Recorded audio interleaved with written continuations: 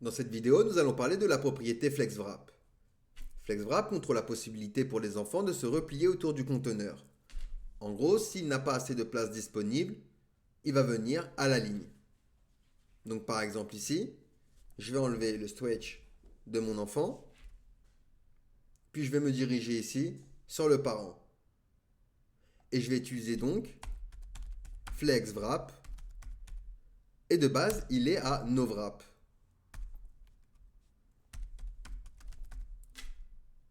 Alors hop, on n'oublie pas en camel case, pardon. Si je rajoute ici d'autres éléments, alors ce qu'on va faire, c'est qu'on ne va pas dupliquer le même, mais on va dupliquer le groupe, sinon on ne va pas voir par rapport aux couleurs. Ils ne vont pas retourner à la ligne, parce que de base, c'est nos wraps. Par contre, si j'utilise wrap, les éléments vont retourner à la ligne. Et ça nous permet de faire du responsif avec des éléments.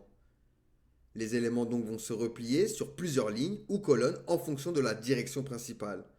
Alors que nos wraps, les éléments restent sur une seule ligne ou colonne et ceux qui ne tiennent pas sont écrasés. Nous avons également wrap reverse.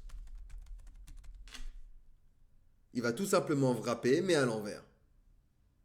Donc en utilisant FlexWrap, vous allez contrôler si les éléments enfants peuvent se replier ou non lorsque l'espace disponible dans le conteneur est insuffisant et vous allez pouvoir créer des mises en page flexibles qui vont s'adapter dynamiquement à différentes tailles d'écran et à de contenus variables.